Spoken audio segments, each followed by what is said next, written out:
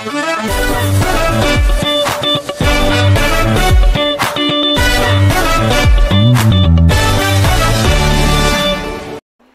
kawan safety, balik lagi di podcast Pojok Safety.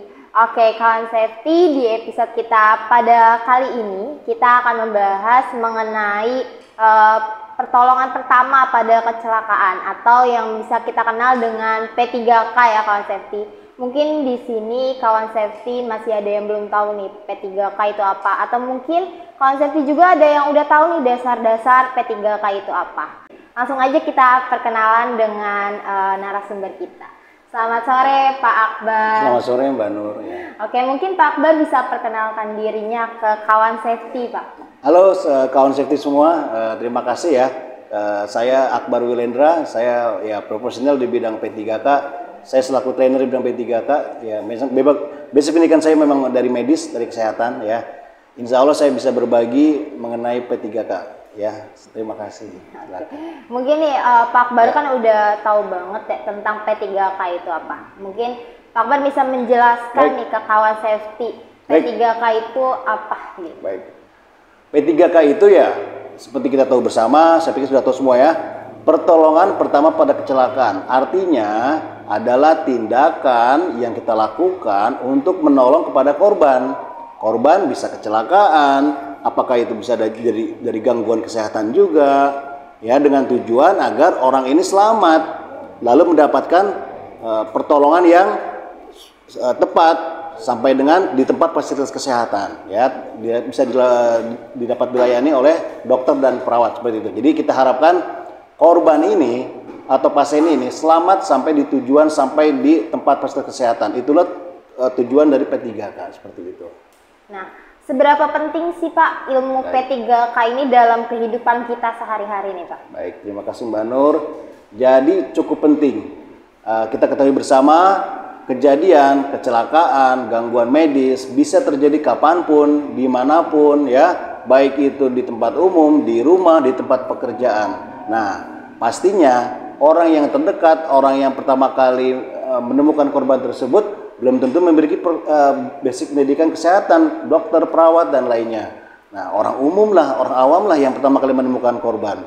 Nah, di situ perannya orang umum, orang awam wajib memiliki kemampuan P3K tersebut agar pertolongannya tepat sesuai.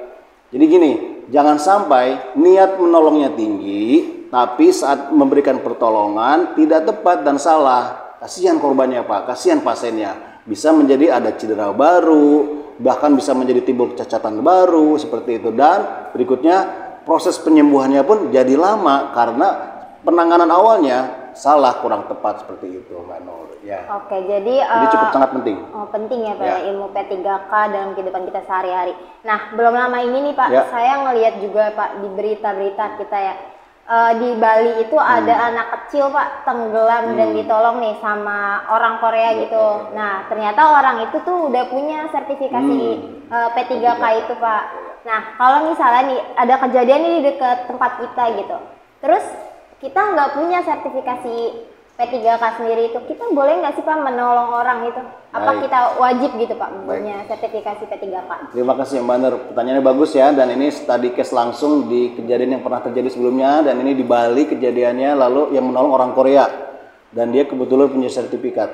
Jadi seperti ini, jika ada kejadian apapun, kapanpun, dimanapun ya, semua orang ya wajib menolong ya, apalagi dia punya sertifikat. Ya, yang tidak punya sertifikat pun menolong, tapi menolongnya seperti apa gitu Mbak Nur ya, sesuai dengan kemampuannya ya. Hati-hati saat menolong, bahkan bisa membuat cedera baru atau bahkan membuat cedera si penolongan tersebut jadi dua korbannya, nggak boleh seperti itu ya. Jadi artinya silakan menolong sesuai dengan kemampuan. Kalaupun tidak bisa, takut, bingung atau apa, panggil bantuan, panggil orang lebih dewasa, misalnya di anak-anak atau remaja atau apa ya, seperti itu Mbak Nur. Nah, berikutnya lagi, yang kemarin di Bali itu kebetulan orang Koreanya punya sertifikat, itu jauh lebih bagus lagi ya. Memang ilmu itu bisa didapatkan dari baik jalur informal maupun formal. Informal bisa belajar dari media sosial, dari YouTube, dari mana boleh silakan. Tapi yang lebih tepatnya lagi melalui jalur formal, mengikuti pelatihan dan bahkan punya sertifikat. itu harapannya pasti selain dia punya legal sertifikat, tindakannya pun akan sesuai step by stepnya, sesuai SOP. Itu harapan yang terbaiknya sih Mbak Nur. Gitu ya.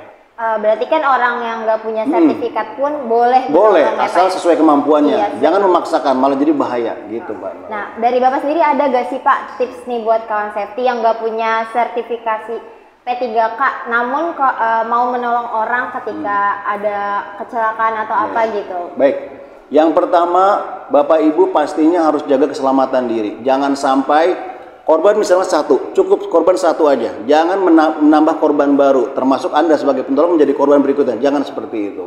Kedua, kalau Bapak Ibu teman-teman ragu, takut, harus apa, bingung harus apa, lakukan segera. Yang bisa Ibu lakukan adalah telepon, hubungi bantuan, hubungi bisa kepolisian, security, IGD terdekat, rumah sakit terdekat, vaskes terdekat seperti itu. Dan jaga korban, lindungi korban. Berikutnya lagi, tidak boleh merubah, menggeser, memindahkan korban. Hati-hati Pak ya. Contoh simpelnya, misalnya kita nggak tahu dia ada patah atau enggak. Tadinya memang artinya ada kecelakaan, lalu kita nggak tahu di dalam tulangnya ternyata ada patah. Lalu karena kita ingin niat nolongnya sangat tinggi, digotong, digeser, dipindahkan, akhirnya patahnya menjadi patah terbuka. Nah itu yang kita tidak ingin terjadi ya. Artinya hati-hati dengan tindakan pertama itu. Jangan sampai tindakan kita yang niatnya baik malah membuat fatal si korban ya. Seperti itu Mbak Nur. Nah jadi mungkin kalau misalnya kita mau nolong ya, kita harus lebih hati-hati. Jadi kalau misalnya kita nggak ngerti, kita cukup panggil bantuan. Panggil bantuan, jaga korban. Jaga aja korbannya biar nggak tambah parah ya Pak ya. Jangan berubah, menggeser, hati-hati, malah membuat fatal si korban. Nah nih, mungkin kawan safety di sini ada yang pengen nih Pak punya sertifikat P3K nih. Baik.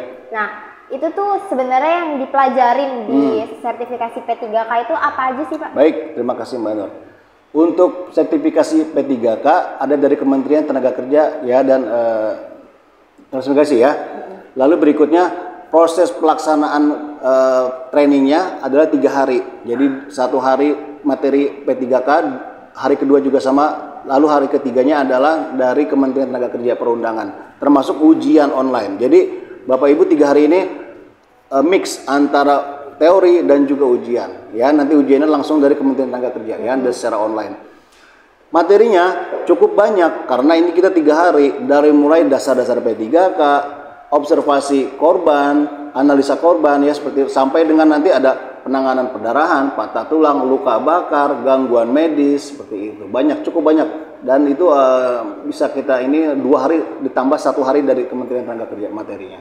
Dan itu bisa diikuti oleh siapapun, dewasa, punya sertifikat ijazah sekolah maksud saya, punya surat keterangan sehat, boleh ikut silakan.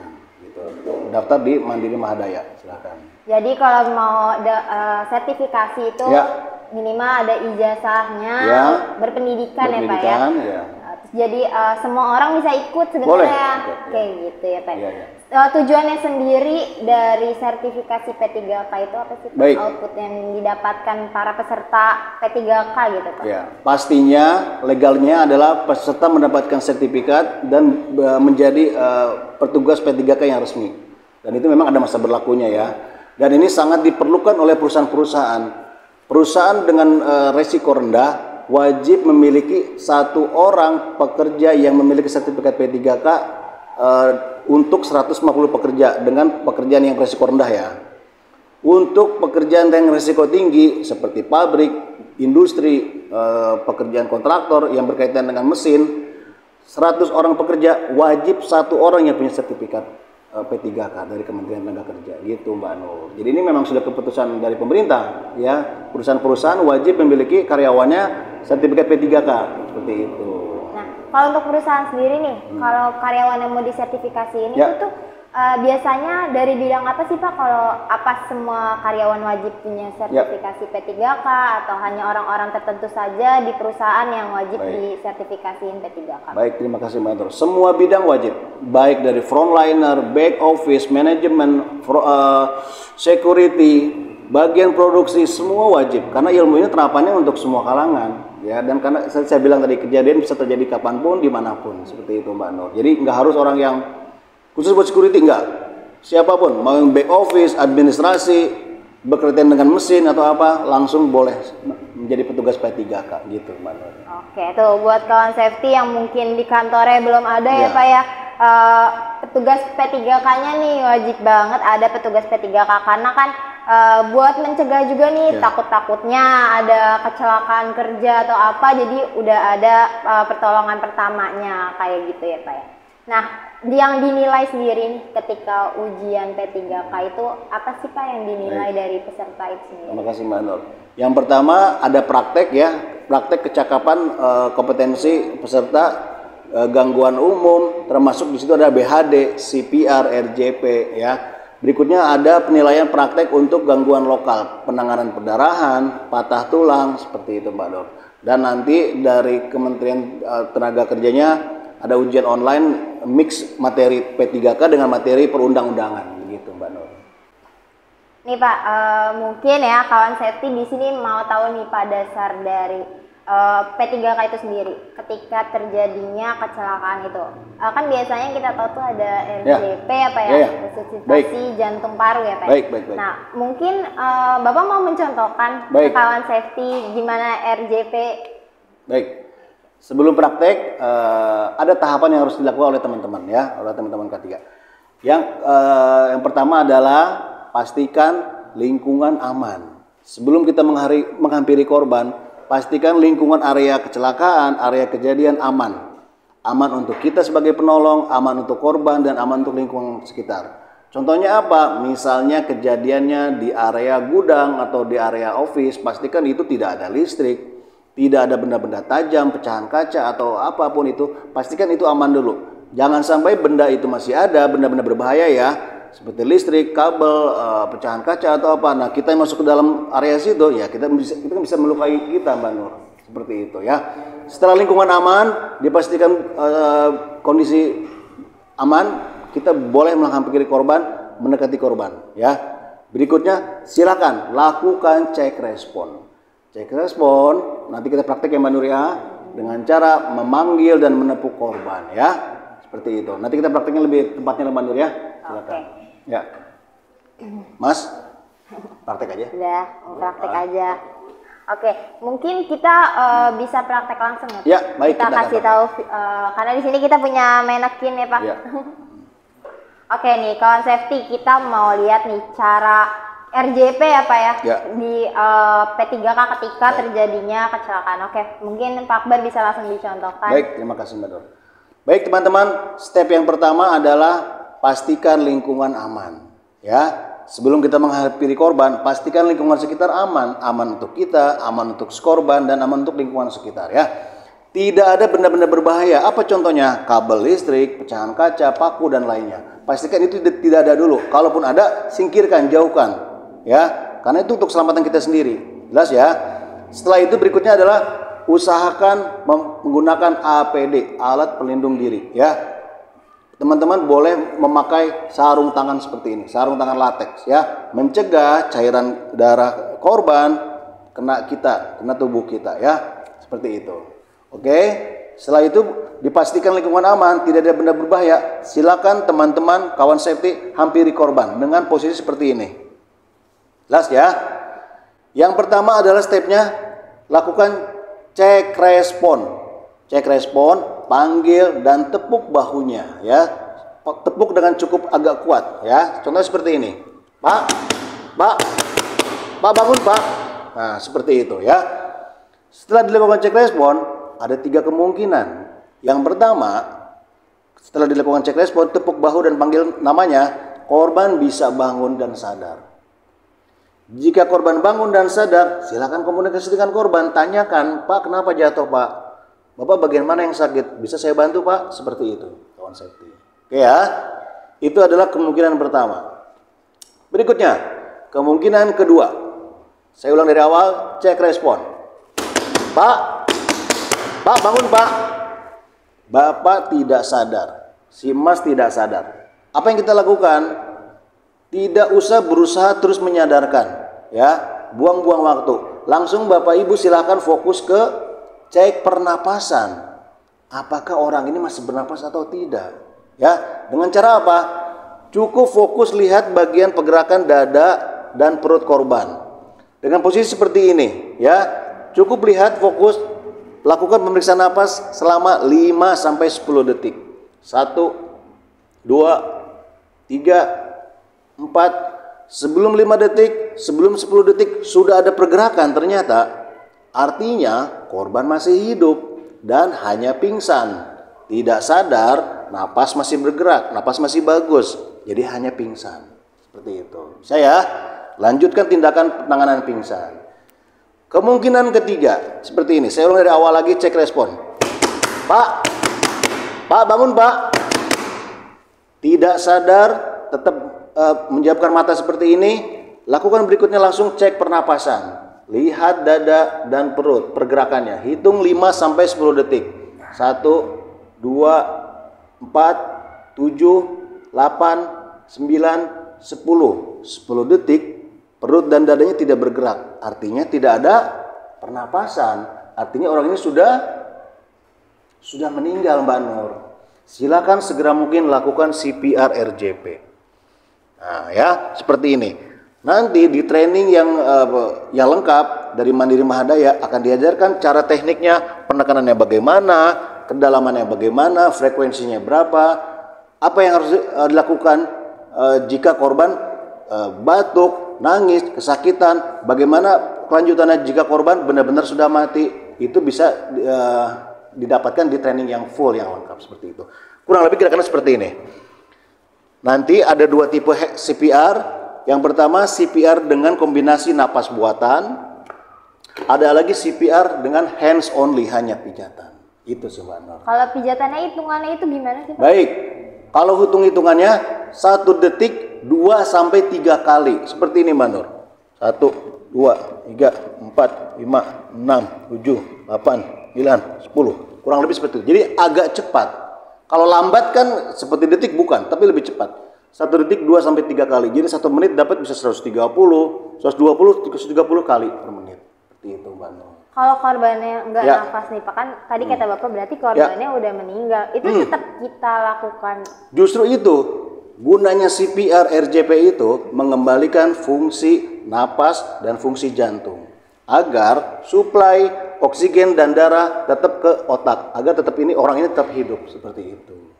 Fungsinya buat merangsang ya Pak ya? Ya, mengembalikan fungsi jantung dan paru-paru. Seperti itu. Jadi dan ini sudah dipastikan orang ini henti napas di jantung. Tadi sebelumnya kita lihat napasnya memang sudah nggak ada. Gitu. Memastikan lagi cek nadi boleh silakan atau boleh silakan. Untuk peluangnya nih, kan ketika dia henti napas kita lakukan RJP. Untuk peluang dia bisa bernafas lagi atau jantungnya berdetak lagi itu berapa persen sih biasanya Pak? Baik, itu tergantung dari 1 golden period. 10 menit golden periodnya. Dilakukan CPR RJP di bawah 10 menit lebih bagus, kemungkinannya lebih berhasil lebih tinggi. Tapi kalau dilakukan CPR RJP di atas 10 menit setelah ditemukan korban, kemungkinannya semakin kecil. Jadi semakin cepat semakin bagus Mbak Nur gitu. Oke. Itu Mbak Nur. Oke, baik Pak. Sudah cukup jelas ya Pak ya. Ya, tapi lebih jelas lagi di training yang full ya.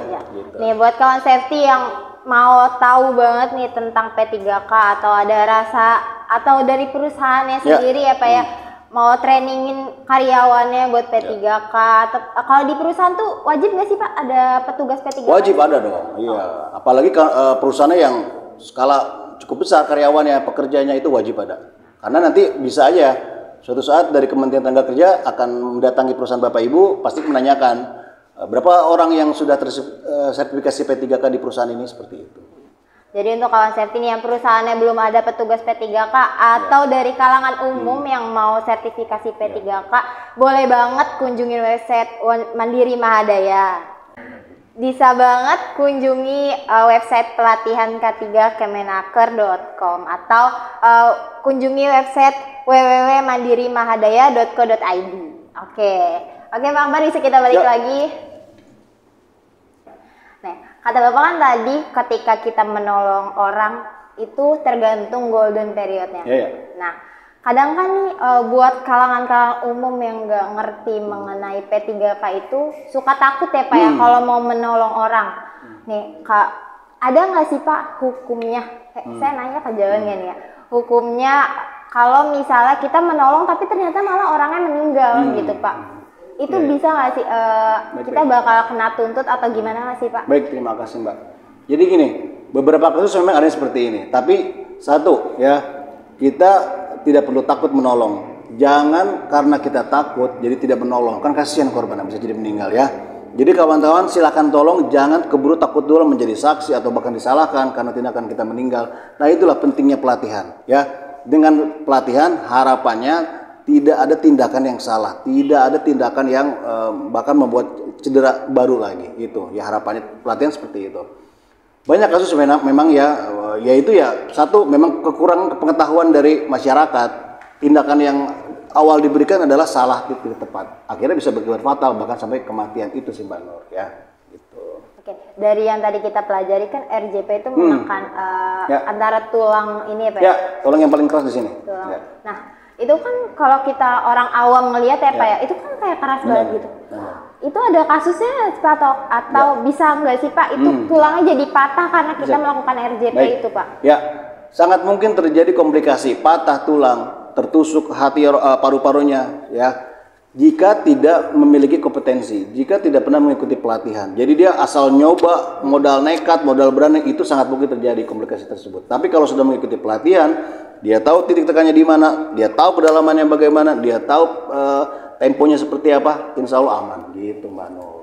Oke, jadi nih benar juga yang tadi awal kita bahas ya. Kalau misalnya orang awam atau orang yang nggak tahu tentang P3K itu kayak gimana, lebih baik dia hanya mengamankan korban dan menolong panggil bantuan. Manggil bantuan ya Pak ya, daripada malah melukai atau mencelakai korban itu sendiri. Benar, nah, kalau misalnya berarti kan kalau kita lihat-lihat nih sangat penting banget untuk kita tahu mengenai P3K sendiri itu.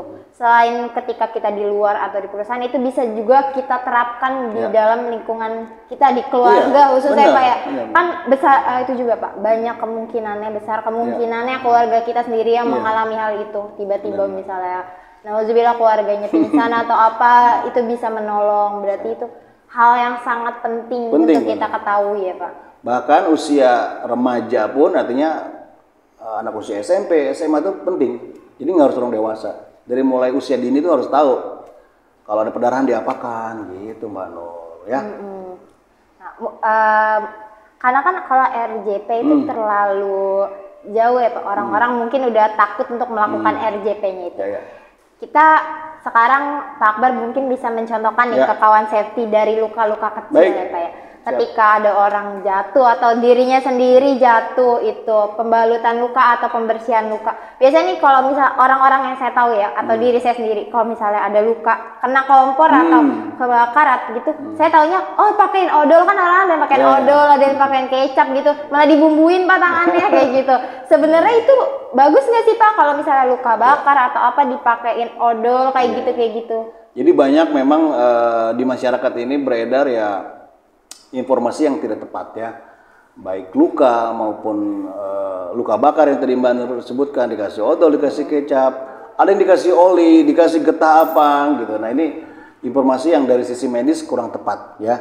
Khawatirnya bahkan zat-zat itu, benda-benda itu ya bisa mengakibatkan infeksi buat si luka. Kasihan kan korbannya ya, niat baik tapi malah jadi luka, infeksi, sembuhnya lama, bahkan jadi melebar, kasihan seperti itu. Jadi memang banyak hal yang harus diluruskan, sampaikan kepada masyarakat. Ini loh, jika ada perdarahan, jika ada luka bakar, ini pertolongannya yang tepat seperti itu. Dan itu masih beredar informasi yang kurang tepat di masyarakat kita gitu Mbak Nur. Ada nggak sih Pak perbedaan untuk kita mengobati luka-luka itu? Misalnya luka karena jatuh atau pastinya ada penanganan ini pasti beda. Penanganan luka bakar, penanganan luka tusuk, penanganan luka sayat, luka iris berbeda. Luka menembus, menancap, penanganannya berbeda Mbak Nur. Mungkin Pak Akbar juga bisa nih nyontoin ke kawan safety gimana buat kita menangani luka-luka di luar ya Pak ya. Baik, ya terima kasih. Nah ini kita ada contohkan ya, di sini ada tangan. Kita ada manekin lengan ya, manekin lengan ya. Maaf Mbak Nur, sebelum kita ke lukanya, jadi alat-alat yang digunakan kita harus menyiapkan alatnya dulu ya. Yang pertama pastinya menggunakan APD. Usahakan teman-teman punya APD seperti ini ya. Ini sarung tangan latex ya yang bersih ya, tidak steril tapi bersih. Oke. Berikutnya lagi Saya pikir tahu semua ya, sudah pernah melihat dan bahkan megang juga ya. Ada kasa, kain kasa seperti ini yang dalam kotak. Nah, lembaran seperti ini boleh digunakan untuk nanti luka. Atau kasa gulung seperti ini boleh digunakan juga ya. Ada yang 5 cm, ada yang 10 cm boleh digunakan. Berikutnya lagi adalah kain segitiga, mitela. Nah, ini multifungsi. Ya, ini cukup sangat membantu jika ada perdarahan, ya, sangat membantu. Nanti kita praktekkan gitu Mbak Nur ya. Jelas ya? Jadi itulah alat-alat yang akan kita gunakan. Kita ambil kasus yang pertama adalah misalnya ada luka perdarahan di lengan korban ya. Korban ada luka di sini. Terkena benda tajam ya. Tidak sengaja lalu kena benda tajam, terjadi luka di sini ya. Yang kita lakukan adalah segera mungkin kendalikan perdarahannya ya. Teman-teman setelah menggunakan APD, jika darahnya cukup banyak, keluarnya cukup deras, segera mungkin tutup area lukanya. Ya, tutup dengan apa? Boleh dengan tangan langsung sambil memanggil temannya mengambil alat tas P3K. Nah, nanti di trainingnya lengkap kita beritahukan juga Mbak Nur, tas P3K itu harus isinya apa saja, standarnya apa gitu ya. Oke, setelah dilakukan seperti ini, boleh teman-teman bahkan menggunakan misalnya kain sapu tangan juga boleh, silakan ya. Tutup area luka dengan sapu tangan, silakan, boleh langsung dilakukan penutupan. Ya, tutup dengan agak kuat. Tujuannya adalah mengendalikan perdarahan. Jika sudah cukup berhenti darahnya, teman-teman boleh langsung melakukan pembalutan. Ya, seperti ini. Jadi jangan langsung saat menemukan luka langsung dibalut, jangan. Yang harus dilakukan adalah hentikan dulu perdarahannya. Tekan yang cukup kuat, ya. Sesuaikan dengan luka 5 menit, 10 menit sampai dengan darahnya berhenti. Setelah itu baru dilakukan perban gulung seperti itu, ya. Jelas ya? Yes. Yang cukup kuat agar jangan sampai longgar ya. Percuma kalau longgar nanti darahnya keluar lagi, ya seperti itu Mbak Nur ya. Atau pakai kain segitiga juga bisa, kita coba ya. Seperti ini Mbak Nur ya. Ya, kita gunakan kain segitiga yang sudah dilipat rapi, ini sangat memudahkan. Nah, seperti ini. Set turun seperti ini, lakukan pengikatan. Gini Mbak Nur. Boleh ikatnya bebas, mau simpul apa yang penting kuat. Kuat dan bisa mengendalikan perdarahan. Ikat langsung seperti ini. Boleh Mbak Nur seperti itu ya. Bagaimana? Boleh nggak lukanya dicuci dulu, dibersihkan dulu atau dikasih povidone iodin? Boleh. Untuk luka yang sifatnya darahnya sedikit. Luka yang sifatnya darahnya sedikit, luka kecil, boleh masih ada waktu dibersihkan dulu pakai air bersih boleh, maaf Mbak Nur ya. Disiram dulu biar kita tahu oh lukanya di sini ternyata. Setelah itu ditutup kain kasa baru dibalut. Tapi kalau untuk yang perdarahannya cukup besar, segera mungkin tutup. Nggak usah mikir kotor atau apa, yang penting hentikan perdarahan, itu yang utama. Itu sih Mbak Nur ya. Untuk kasus yang berbeda lagi adalah luka bakar tadi Mbak Nur sampaikan ya. Lagi masak makanan di dapur, terkenalah kompor atau apa ya, luka bakar di sini. Pertolongannya bagaimana Mbak Nur? Kalau Mbak Nur taunya apa? Pakai air. Ya, benar ya. Mbak Nur benar. Tapi beberapa orang apa? Pakai itu biasanya odol. Odol, kecap, mayonaise gitu ya. Dibumbuin, tinggal kita goreng. Saat anggota tubuh kita, ya lengan, ya tungkai kaki ya, terkena area panas atau api atau listrik, segera mungkin lakukan siram. Siram ya, bukan direndam. Siram dengan air biasa, air keran, boleh silakan, air bersih disiram. Berapa lama? Sesuaikan dengan lukanya, lebarnya.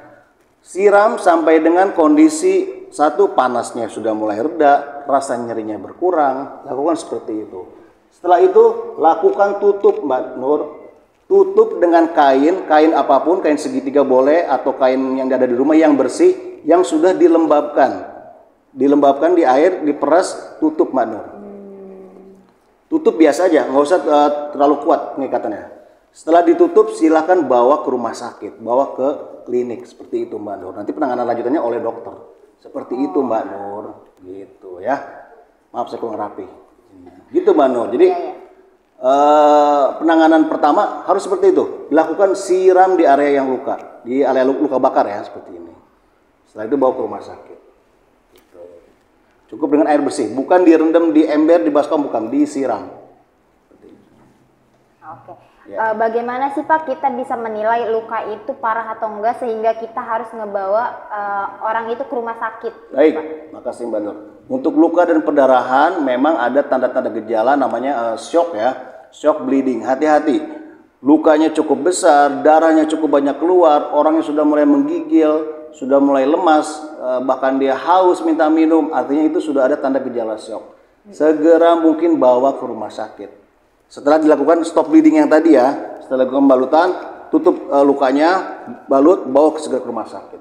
Ya, itu adalah tanda gejala shock. Kalau ini nggak ditanganin, darahnya dibiarkan keluar, dia bisa berikutnya adalah meninggal. Kekurangan banyak cairan darah keluar, gitu Mbak Nur. Dari dia terkena luka sampai dia mengalami shock itu butuh waktu berapa lama sih? Iya, tidak ada patokan, tapi ya tergantung dengan lukanya Mbak Nur. Semakin besar banyak darah keluar, ya semakin cepat shocknya. Gitu. Segera mungkin menemukan korban shock, tanda gejala shock, stop bleeding, bawa ke rumah sakit. Udah gitu aja ya. Itu Mbak Nur.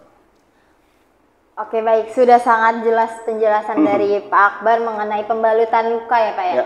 Nah untuk P3K sendiri nih kan di rumah biasanya ada P3K. Minimal apa sih Pak yang harus kita punya di dalam kotak P3K di dalam rumah itu Pak? Terima kasih Mbak Nur. Yang tadi saya sampaikan ya, ada kasa, ada perban gulung, kain segitiga, povidon iodin, gunting, plester seperti itu ya.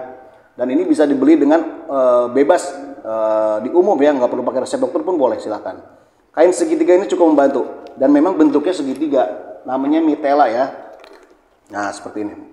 Maaf saya simpan di bawah dulu ya. Nah seperti ini ya. Warna apa saja boleh, yang penting tidak merah, biar tidak samar dengan darah ya. Mau kuning, biru, abu-abu, putih boleh, silakan. Kain segitiga, nanti dilepatnya dengan rapih lagi. Nah ini sangat membantu, multifungsi nih, jika ada terjadi luka, pendarahan, sangat membantu. Gitu sih Mbak Nur ya. Ada memang dari Kementerian Tenaga Kerja, standar tas P3K ada Mbak Nur, termasuk jumlahnya, ada. Sesuai dengan jumlah pekerjanya berapa. Ada. Nah itu bisa didapatkan di materi full training P3K dari Mandiri Mahadaya. Seperti itu. Oke, buat kawan safety itu yang mau tahu tentang P3K lebih dalam ya Pak ya, mau punya sertifikasi P3K dan pengen tahu nih barang apa aja sih yang penting yang kita harus punya atau perusahaan harus punya ya Pak ya, alat-alat P3K-nya itu bisa banget ikutin pelatihan P3K di Mandiri Mahadaya. Jangan lupa kunjungi website Mandiri Mahadaya di www.pelatihank3kemenaker.com atau www.mandirimahadaya.co.id. Oke nih Pak nih, kan banyak nih saya lihat ya kasus-kasus kecil di lingkungan kita. Orang makan tersedak nih Pak. Itu tuh apa sih Pak yang bisa kita lakuin membantu orang itu? Baik, tersedak adalah kasus di mana ya benda asing, kita bilang benda asing, belum tentu makanan Mbak Nur, bisa mainan, bisa gigi palsu orang lansia ya Mbak Nur ya. Itu benda-benda asing tersebut menutupi saluran pernapasan. Jadi saluran pernapasannya ada dua, salurannya ada dua di sini ya. Satu yang di depan saluran pernapasan, yang di belakang agak belakang saluran pencernaan. Harusnya makanan masuk kemana Mbak Nur? Saluran pencernaan. Nah ini salah masuk ya, daging, bakso, cilok atau apa malah masuk ke saluran pernapasan. Kok bisa Pak? Bisa saat makan bercanda, tertawa, main-main gitu ya. Jadi tertawa terbahak-bahak, salah masuk ke saluran pernapasan, jadi menutupi Mbak Nur. Otomatis dia akan mencoba buat batuk, kesakitan lehernya, napas juga susah, teriak juga susah, dia akan panik, bangun berdiri, minta tolong kalau ada yang bantu. Dan kalaupun ada, bisa apa enggak bantu? Nah, itu sangat penting Mbak Nur. Ini harus segera dibantu Mbak Nur, harus segera dikeluarkan benda asing ini. Mainan, makanan, mainan tuh dari, contoh untuk kasus anak-anak ya, balita kan merangkak, ngambil makanan, ngambil mainan, nah itu yang bahaya, bisa juga menutupi saluran pernapasan. Dan ini kalau nggak ditolong Mbak Nur, bahaya, bisa meninggal. Ya saluran pernapasannya tertutup, bayangkan. Jadi dia nggak bisa napas kan, seperti itu. Nah untuk pertolongannya ada 3. Yang pertama lakukan penekanan perut, abdominal thrust. Ya nanti kita akan praktek. Yang kedua bisa juga chest thrust, lakukan penekanan pada dada. Lalu untuk anak bayi, anak balita lakukan back blow, pukulan pada punggung. Boleh kita praktek Manur? Boleh. Mungkin Kak Safety juga pengen tahu banget nih, cara mempraktekkan membantu orang ketika tersedak. Mungkin kita butuh talent Mas. Ya, boleh siapa? Oke kawan safety, saya akan coba praktekkan mengenai kasus tersedak atau choking ya. Jadi Mas Pujo ini lagi makan bakso, buru-buru ya, tertawa-tawa dengan teman-temannya, tiba-tiba baksonya menyangkut di saluran pernapasan ya. Oke, kita akan coba praktekkan. Kebetulan saya ada di situ atau penolong lainnya yang sudah punya sertifikat ya. Dan saya melihat langsung kejadiannya. Mas Pujo mulai memegang leher, kesakitan, wajahnya kemerahan, mencoba batuk juga susah, ya, teriak juga nggak bisa, panik, berdiri, minta tolong, ya. Oke, sebagai penolong yang dilakukan adalah satu, masukkan kaki ke tengah korban, satu kaki, boleh kaki kanan, boleh kaki kiri, senyamannya teman-teman, ya. Kalau saya kaki kanan, saya masukkan seperti ini. Lalu berikutnya adalah tangan kita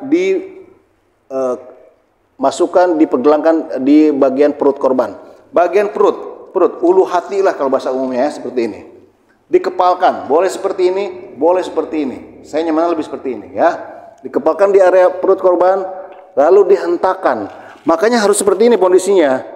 Karena kalau kaki kita nggak masuk ke dalam, jatuh dua-duanya, gitu ya. Jadi tujuannya ini sebagai kuda-kuda. Dihentakkan sampai korban terangkat. Satu, artinya gini, contohnya tanpa orang. 1, 2, 3 gitu ya, sampai kakinya terangkat, jadi benar-benar kuat dan cepat. Harapannya apa? Benda asing ini, makanan ini keluar. Jelas ya? Seperti ini. 1, 2, kurang lebih seperti itu ya. Lumayan Mas. Ya. Ada yang keluar Jo. Lakukan terus itu. 1, 2, 3, belum keluar, istirahat sebentar, 1, 2, 3 detik, lanjutkan lagi, 1 seperti itu, lakukan terus menerus ya. Jelas ya. Tekanan perut, abdominal thrust namanya. Oke. Makasih Mas Pujo ya. Berikutnya lagi, jika korban tidak ada perbaikan, artinya masih nyangkut juga, kemungkinan korban akan pingsan, kondisi semakin memburuk ya. Maaf Mbak Nur, lakukan segera namanya Heimlich maneuver ya. Ya seperti ini. Jadi kita di atas korban, ini kepalanya harus miring, didorong seperti ini.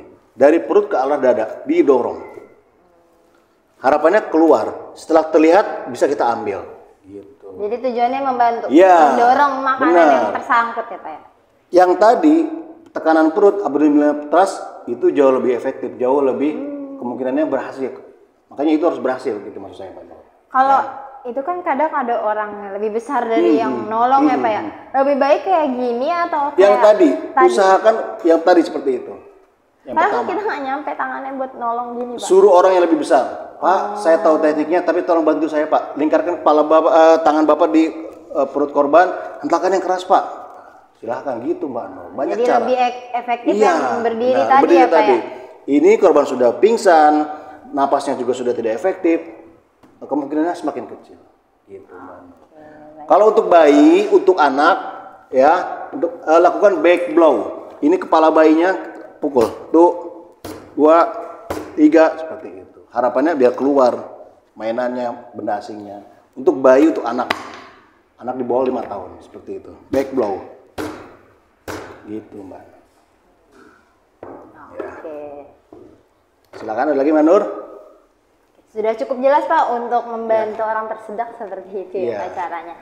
Nah untuk di perusahaan sendiri nih Pak nih, minimal tuh ada berapa sih Pak petugas P3K? Apakah tergantung jumlah dari karyawannya sendiri atau emang harus ada satu kayak gitu? Kalau sesuai dengan peraturan Kementerian Tenaga Kerja, untuk yang pekerjaan perusahaan yang risiko rendah seperti administrasi, back office, yang tidak berkaitan dengan mesin produksi, 150 pekerja karyawan cukup 1 orang yang mempunyai lisensi P3K dari Kemenaker. Tapi untuk perusahaan yang risiko tinggi berkaitan dengan mesin industri, kontraktor, area outdoor, wajib 100 orang pekerja 1 orang. 100 orang pekerja 1 orang. 100 orang pekerja wajib ada 1 orang yang punya sertifikat P3K seperti itu. Semua bidang pekerjaan. Semua bidang pekerjaan. Wajib punya. Iya, semua bidang pekerjaan. Nah, biasanya untuk dapat lisensi atau sertifikat P3K itu orang harus di mana sih Pak? Apakah Kementerian Tenaga Kerja sendiri kah atau mereka ada sekolahnya kah atau kayak gimana Pak?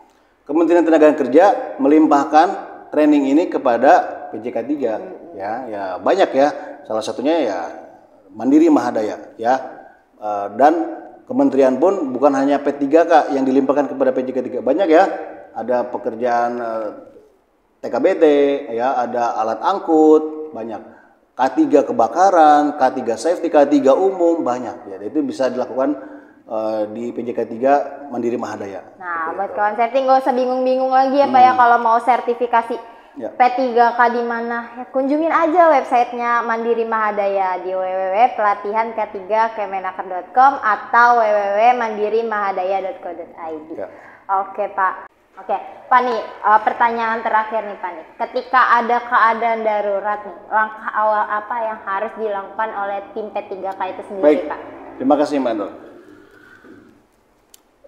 Untuk tindakan yang pertama, pastikan lingkungan aman. Hati-hati, kita tidak boleh mendekati korban jika lingkungan yang berbahaya. Ada listrik, ada api, ada kabel, ada benda-benda berbahaya.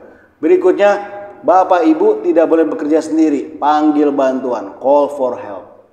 Ya, boleh memanggil kepolisian, security di kantor atau di rumah, Pak RT, Pak RW boleh, silakan ya. Atau telepon rumah sakit IGD boleh, lakukan call for help. Setelah itu baru fokus ke korban, gitu Mbak Nur. Jangan sampai kita sibuk sendiri, capek sendiri, nggak ada yang bantu, itu nggak boleh. Jadi langkah awalnya kita harus meminta bantuan terlebih dahulu karena pastikan lingkungan aman dan panggil bantuan.